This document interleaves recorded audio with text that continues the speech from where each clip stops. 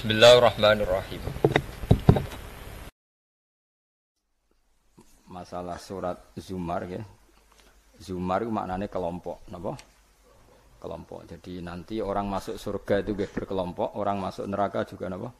Berkelompok. Jadi wasiqal ladzina taqaw rabbahum ilal jannati napa? Zumara, terus wasiqal ladzina kafaru napa? Wasiqal ladzina taqaw rabbahum ilal jannati Zumara, nggih wasiqal ladzina kafaru ila jahannam napa? Zumara. Sama-sama kita ini kelompok. Nah kemudian kelompok itu ya ada sisi positifnya, yaitu rapati wedi mergo bareng-bareng. Nah sisi negatifnya itu berkategori, napa? Berkategori. Jadi misalnya ini cerita-cerita ning dunia wali. Ketika kita iman tuh kategorinya wong iman apa wong kafir? Wong iman. Kategori itu status.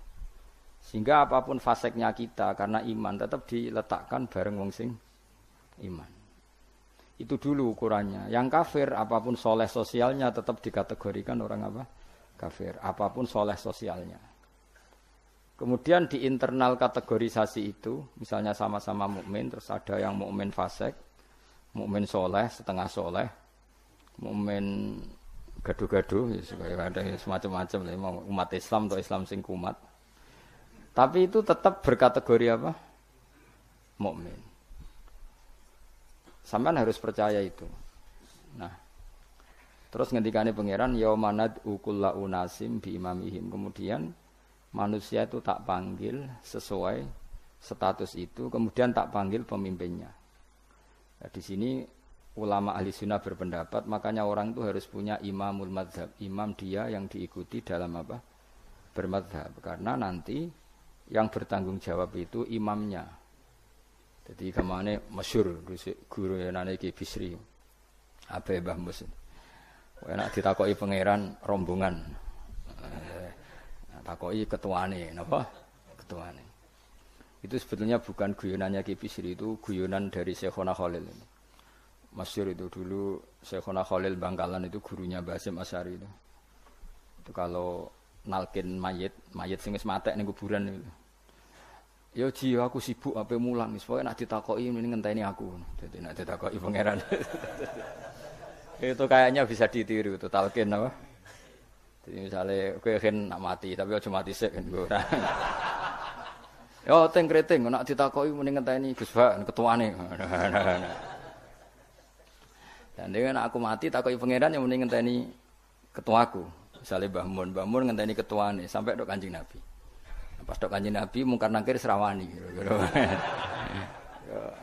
Jadi itu tak warai ya jadi. Nah.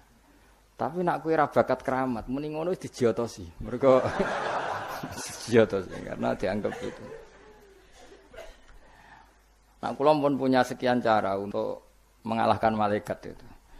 Jadi sampean bisa neriru ijazah saya. Tapi itu syaratnya ngalim, agak berat. Itu ada kiai ditanya, Marobbuka itu jawabnya lucu. Sing mulang tauhid ning donya iku aku. Kowe ora tau mulang malah takok. Maksudnya saya ini guru tauhid apa? Nah, aku itu semucal lagi Datul Awam. Sok poso ini saya nanti baca Jawharatul Tauhid.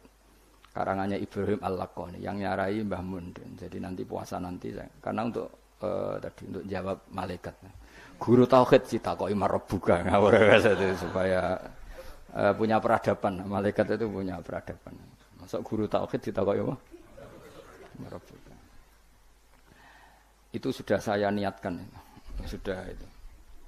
Kamu enggak boleh mengingkari keramatnya para wali karena setelah mukjizat itu adanya keramat kayak Sayyidah Maryam. Makanya menurut mazhab Ahlussunnah kita harus diantara yang harus kamu imani adalah adanya keramat. Keramat itu di bawah mukjizat. Kalau mukjizat milik Nabi, kalau keramat milik para wali.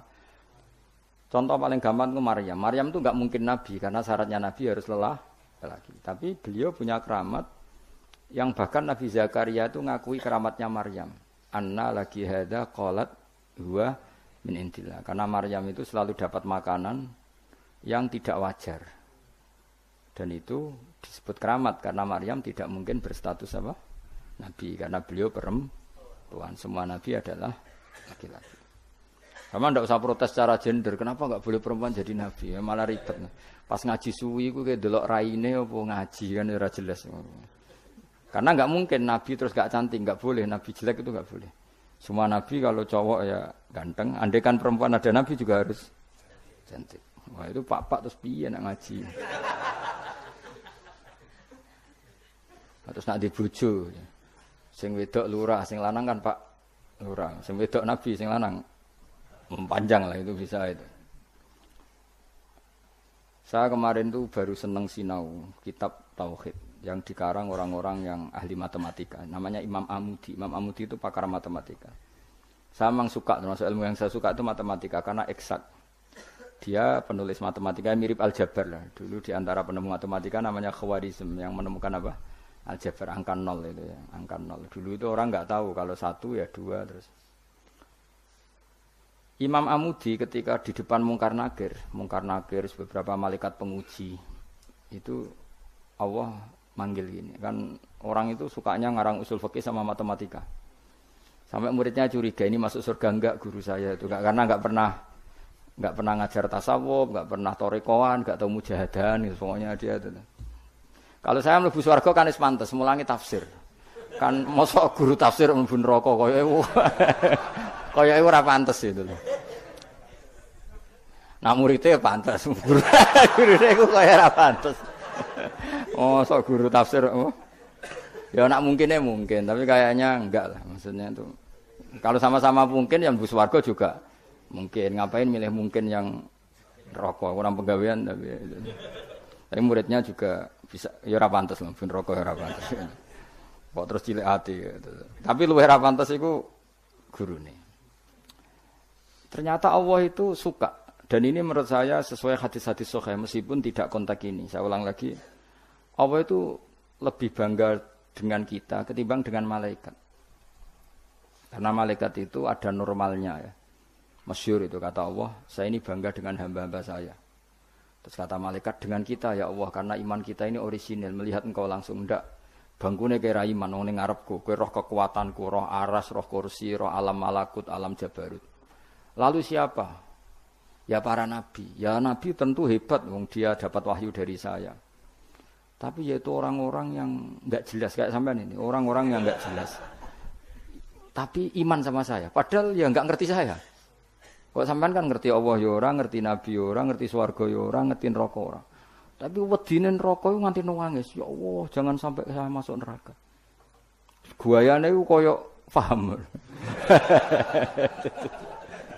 Jadi ini yang dibanggakan Allah. Kalau malaikat sama nabi itu kan normal. Ya tentu Allah sangat bangga karena tapi kan ada unsur normalnya, apa? Nah, tapi ada orang yang cara melihat Allah itu dengan ilmu matematika. Imam Amudi itu akhirnya dipanggil Allah ketika muridnya mimpi itu. Lalu engkau di mana guru? Allah perlakuan kepada engkau gimana? Penggaweannya mau ngomong matematika. Jadi dia itu guru matematika. Tapi mulang usul fikih. Tapi dulu guru itu enggak digaji, terus enggak PNS, enggak ya guru saja, ikhlas. Ya. Karena enggak ingin umatnya Nabi bodoh. Nah, gue kan enggak ingin kamu miskin terus mulang. Karena jadi itu beda sekali. Jadi dulu itu di mana-mana dulu guru ora ridho nak umatnya Kanjeng Nabi bodoh. Kayak kula niki guru tenan, ora ridho nak umatnya Nabi bodoh. Nah, kowe kan enggak mulang mergo ora ridho nak kowe miskin. Akhirnya golek sing gaji, nak gajine kurang ya pindah. Pokoke iku ora guru iku. Iku pekerja napa? Tapi ya apik lah timbang nyolong. Ya tapi ya ndak kelasnya guru. Maksudnya guru itu ya orang yang selalu mengajar itu guru, cek digaji maupun tidak gaji itu. Kalau itu profesi, apa? Tapi ya baik. Imam Amudi itu ngipi muridnya tuh ngipi itu malaikat dikumpulkan sama Allah. Terus ditanya sama Allah, ya Amudi, kamu kok tahu kalau saya Tuhan? Dan kenapa kamu tahu kalau saya satu? Wahid itu satu. Kan tadi Allah mengingatkan saya ini Al-Wahidul Qahar, zat satu. Jadi Imam Amudi, ya malaikat Allah, hei para malaikat, kamu harus belajar matematika. Malaikat diam semua, karena asing kan. Matematika itu asing. Nah, ini betul, ini kisah wali. Sampean kan gak wali, jadi rara ceritanya. Ini ada di kitab-kitab dan semua wali pasti tahu cerita itu. Kalau enggak ya enggak wali atau wali amatir baru latihan. Ya malaikat Allah para malaikat. Nisbatus naini ilal wahid wasalis warroba iku kanisbatis naini ilal wahid. Wal wahid la nisbatalah fa innahu aslun. Pokoke kowe nak gawe angka iku mesti siji loro. Satu dulu. Setelah satu ada 2, ada 3, ada 4 sampai 5. Jadi fanis batul khamsah ilal wahid awisnaini ilal wahid awisalas ilal wahid kullun ala haddin sawa. Lamane jenenge angka itu satu dulu. Ana 5 ya ka 4, 4 ka 3, 3 ka 2, 2 ka 1. Jadi gak mungkin farul wujud ilama la nihayatallah itu padha wae kok kanis batisna ini ilal wahid. Mbok mau judat itu jumlah miliatan tetap farul wahid, cabang dari angka 1. Malaikat ora iso jawab kabeh. Pinter tenan kowe. Terus awas weneng yo iku jenenge ulamaku. Matematika wae dadi tauhid. Akhire Allah ngendikan, ngono kok ape mbok takoki marbuka.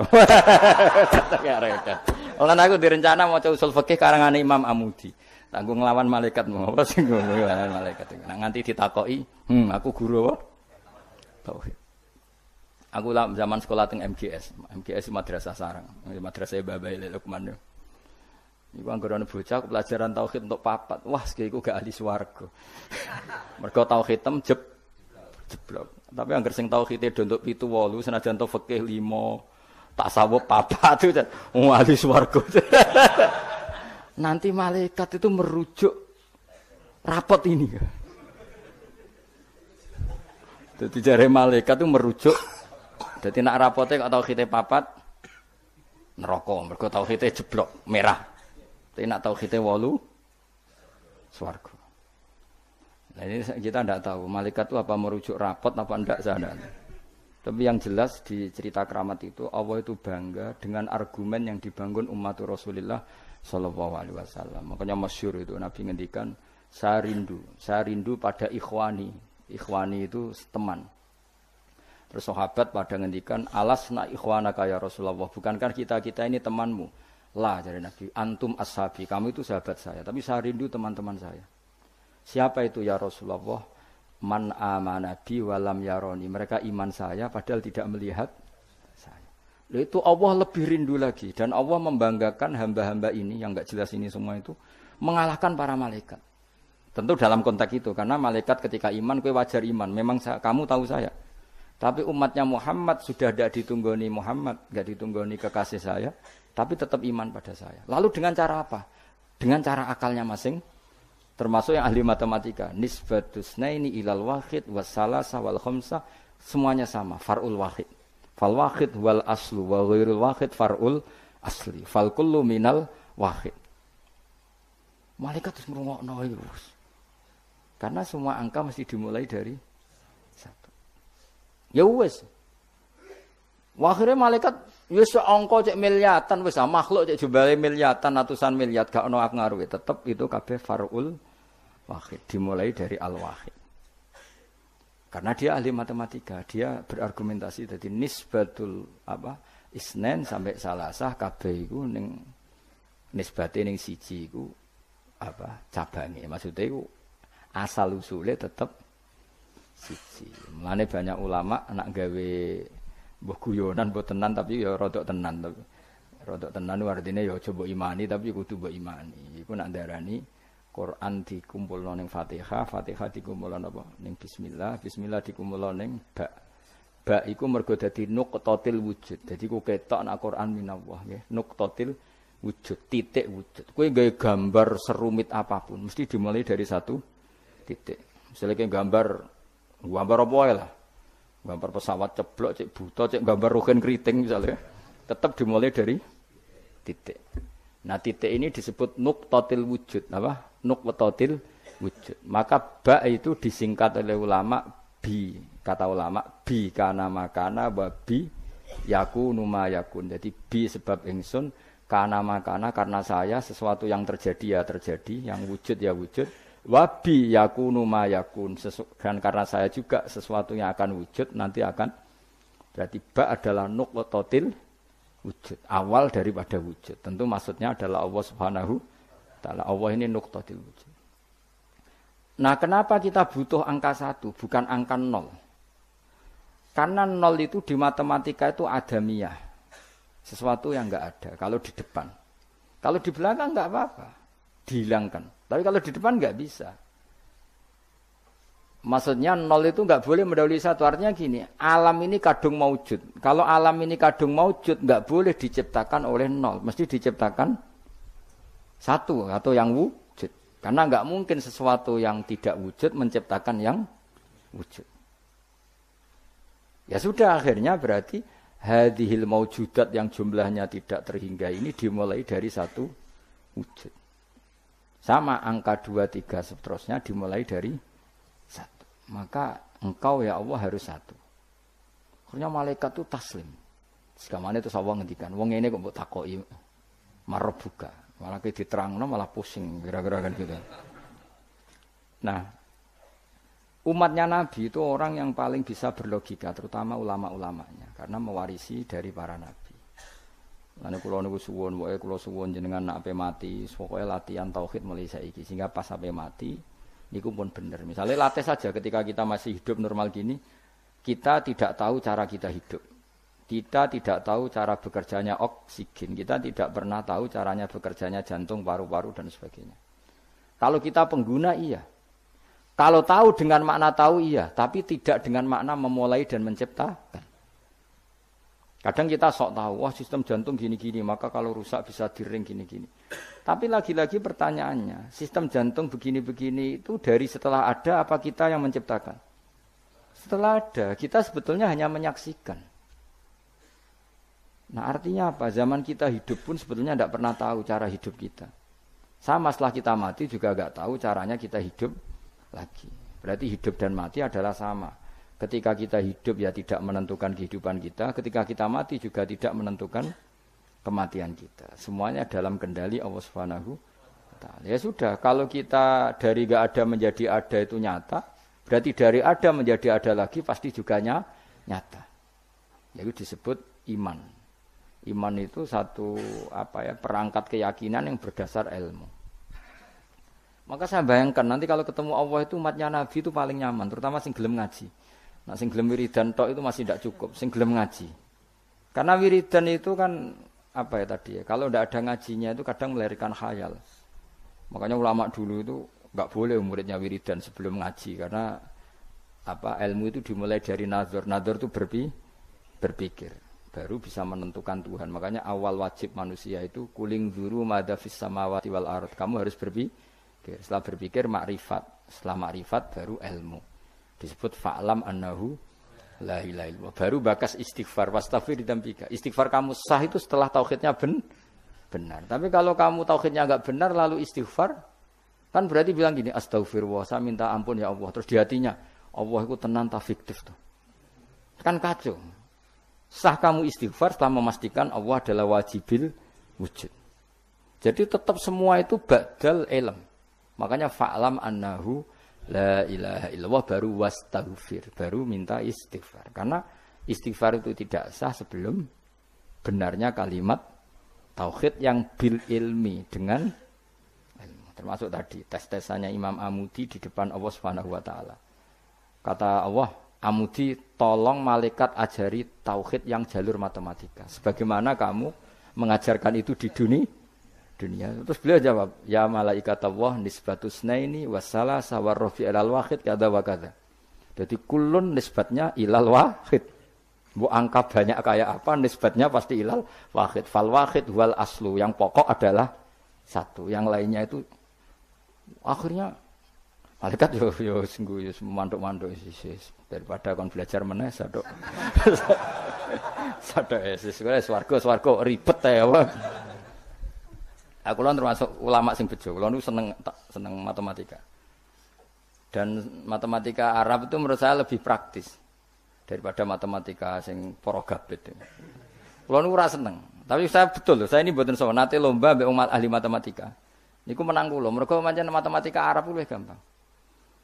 Anak kula niku sekolahnya sering juara matematika. Mergi nganggo matematika kelas mbek matematika kula. Luwih praktis. Karena tadi kalau dalam bahasa Arab nak darani 2,5 iku rubuul usyur. Ngapa? rubul usur. Karena orang Arab itu ummi itu lugu. Jadi dibikin tahapan. Caranya biar rubul usur 1/4 dari 10. Jadi misalnya 1 juta diusurkan dulu berarti 100. Setelah 100 dibagi 4. Namanya berapa? 25. Berarti rubul usur 1/4 dari 1/10. Jadi di 1/10 dulu dari 1 juta. Berarti berapa? 100 bareng 100. 1/4-nya berarti 25. Nanti kalau 10 ya gitu. Usurnya 10 berapa? 1. Ya, unsurnya 10 berapa?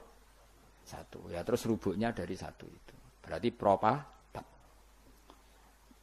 Nah, terus wong Arab itu senengane difisikkan. Jadi kalau misalnya zakat zuruk kan antara usur dan nisful usur. Kalau kamu bilang kan 1/20 sama 1/10. Ya zakatnya zuruk itu kan bisa 1/10. Berarti per 100 pintal 10 pintal. Bisa 1/20 berarti berapa? 5 pintal. Kalau orang Arab enggak bilangnya usur berarti per 100 10 berarti namanya apa? Usur. Atau nisful usur berarti berapa? 5 karena usur itu 10 berarti kalau nisful usur 5. Lah 5 dalam matematika modern disebut 1/20 yang 10 dianggap 1/10. Kalau orang Arab enggak usur atau nisful usur. Jadi misalnya 1 juta usurnya berapa? 100. Separuhnya usur 50. Berarti menurut sampean 50 apa? 1/20 yang 100 1/10. Tapi kalau orang Arab itu karena nggak mau mikir orang Arab. Jadi itu justru bagus. Karena terus dibikin apa bertahap. Lah nanti kalau masalah yang fisik ya difisikkan. Misalnya gini, rungokno kowe ben matematika. Sampeyan iki nggo tes-tesan ngarepe pangeran. Dadi sampeyan itu. Misalnya HP ini kan, tak warai matematika. Mustafa jelas ra iso matematika. Roe tasawuf ya dene. Wong seneng tasawuf iku gak seneng mikir mesti akhire. Tapi akhir-akhir iki iso, mergo iso ge grup. Ngaku WA ora duwe iki, kula niku wis milih donya ora pati roh. Dhisik tak sangka dekne kancaku akhirat, jebule roh donya, kecewa aku asline. Nah wis ben aku wis. Misalnya HP Mas. HP ini satu kan. Iku mbok pro piro? Kalau orang Arab itu cara berpikir gini, di bab ghanimah itu di pro 5. Berarti HP ini dibayangkan dibagi 5.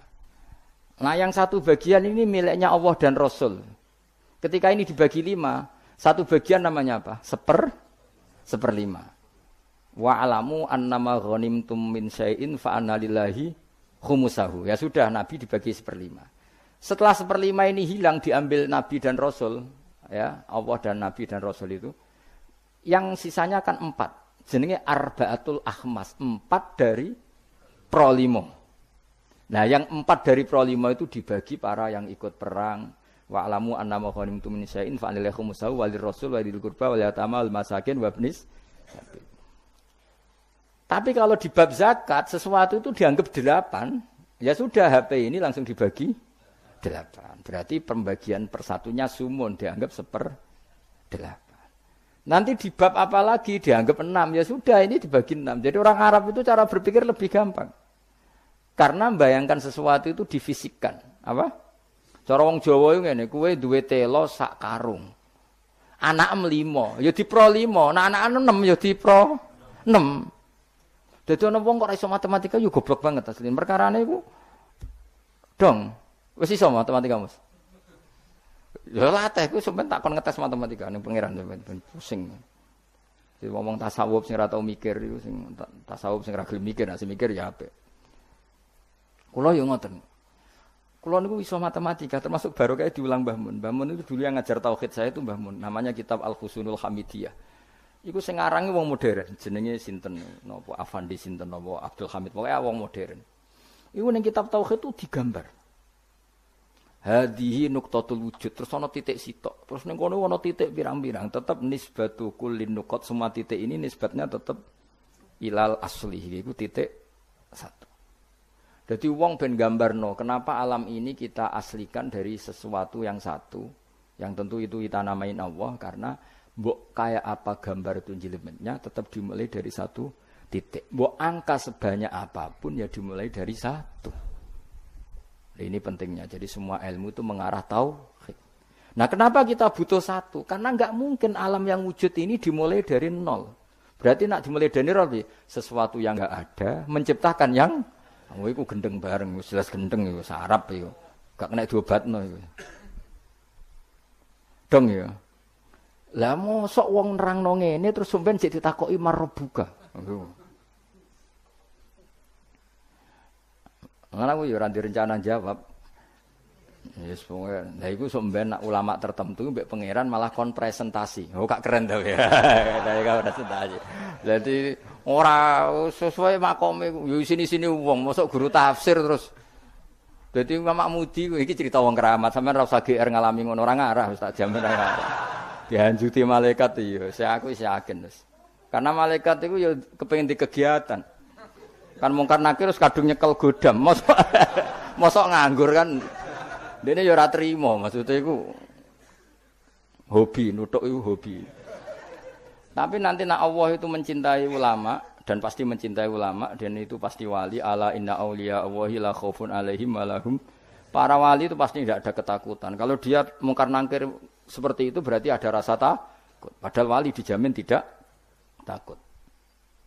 Itu masyhur itu keramatnya Imam Amudi. Dia termasuk ulama yang keramat lewat jalur matematika.